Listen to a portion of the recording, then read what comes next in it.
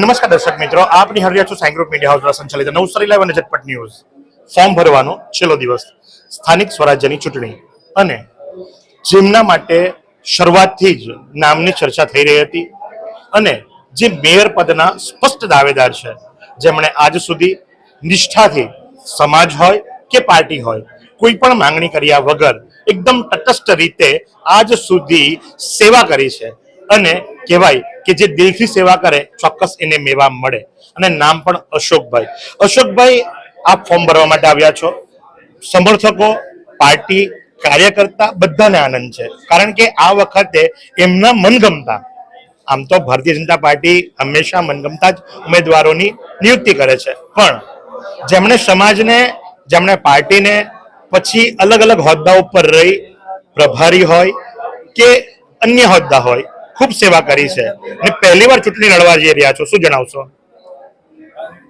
અત્યારે સ્થાનિક સ્વરાજ્યની ચૂંટણી ચાલી રહી છે અને એમાં સમગ્ર ગુજરાતમાં ભારતીય જનતા પાર્ટીના ઉમેદવારોનું સિલેક્શન કરીને આજે તમે કહ્યું તે પ્રમાણે છેલ્લો દિવસ છે. ભારતીય જનતા પાર્ટીએ મને પણ આ સેવા કરવાની મારા વોર્ડ નંબર 2માં તક આપી છે અને એના માટે હું આજે અહીંયા ફોર્મ ઉમેદવારી ભરવા માટે આવ્યો છું.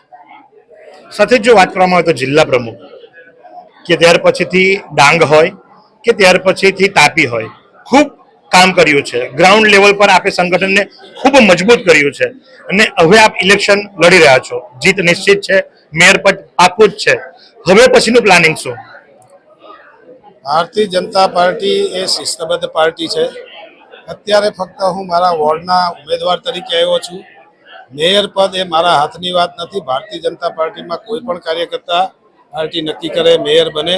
અત્યારે મારું પહેલું લક્ષ્યાંક મારા વોર્ડના લોકોને મળીને, જનતાના આશીર્વાદ લઈને ચૂંટાઈને આવું અને મારા વોર્ડની સેવા કરું, એ જ અત્યારનું મારું લક્ષ્ય છે. ચોક્કસથી તો આપણે કામની વાતો કરીએ. વોર્ડ નંબર 2 ની અંદર ઘણા બધા પ્રશ્નો છે. કયા પ્રશ્નોને વાચા આપશો? રસ્તો પહોળો કરવાની વાત હોય, મીઠા પાણીની વાત હોય, કોઈ ડેવલપમેન્ટ નથી. રેલવે સ્ટેશનની આ બાજુ તમે જુઓ, ગાર્ડનો, બગીચાઓ, ટાઉન હોલ, બધું વિકાસ જલાલપુરમાં શા માટે નથી? હવે તમે જલાલપુરમાંથી લડી રહ્યા છો તો જલાલપુરનો વિકાસ કઈ રીતે કરશો? છેલ્લા ઘણા વર્ષથી ગુજરાતમાં ભારતીય જનતા પાર્ટીની સરકાર છે. નવસારીમાં પણ ભારતીય જનતા પાર્ટીનું શાસન છે. આટલો મોટો ઓવરબ્રિજ બનાવીને પશ્ચિમ વિસ્તારની જનતાને સરકારે અર્પણ કર્યો છે. જે ફાટક પર જે લોકોને આવવા જવાની તકલીફ છે, ત્યાં પણ ઓવરબ્રિજ અને સાથે લિફ્ટની પણ વ્યવસ્થા મંજૂર થઈ ગઈ છે. નવસારીના પશ્ચિમ વિસ્તારમાં જે તળાવ છે એનું પણ ડેવલપમેન્ટ થઈ રહ્યું છે. મોટો પ્રશ્ન તમે કહ્યું એ એવો છે કે જે ડ્રેનેજની લાઈનો ઉભરાય છે, એ નવા ચૂંટાયેલી બોડી જશે ત્યારે નવેસરથી એ લાઈનો કાઢીને મોટી નાખવી પડશે. પાણીના જે પ્રશ્નો છે એ પણ ટૂંક સમયમાં હલ થશે અને પશ્ચિમ વિસ્તારની જે પ્રજાને હાલાકી પડે છે એના પૂરતા પ્રયાસો કરવામાં આવશે. પશ્ચિમ વિસ્તારની પ્રજાને હાલાકી પડે છે, પૂરતા પ્રયાસો કરવામાં આવશે. અશોકભાઈ, અને સાથે જ તમે જુઓ કે એમની સાથે એમના સમર્થકોનો હુજુમ ખૂબ જ આજ સુધી નિષ્કલંકી નેતા કહી શકાય.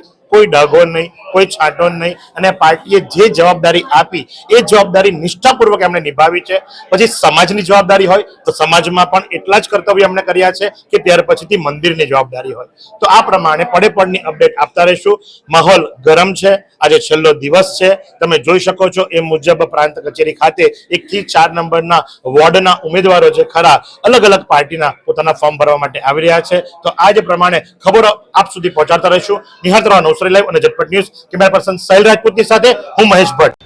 શું તમે શરીરના સાંધાના દુખાવાથી પીડાઈ રહ્યા છો કે પછી તમે કોઈ સ્પોર્ટ્સ ઇન્જરીથી પીડાઈ રહ્યા છો? લકવાની બીમારી બાદની પીડા સહન કરી રહ્યા છો?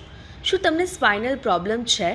તો આ તમામ દુખાવાને હવે બાય કરી દો, કારણ કે માસ્ટર ડિગ્રી ધરાવતા ખૂબ જ અનુભવી ફિઝિયોથેરાપિસ્ટ ડૉક્ટર અમિત પટેલ પાસે તમે આ તમામ સમસ્યાઓનું સચોટ નિદાન કરાવી ફરીથી નોર્મલ જિંદગી જીવી શકો છો. તો સરનામું નોંધી લો. Comprehensive care centre, DD street, library પાસે, અનુરાગ સારીઝની લાઇનમાં, નવસારી.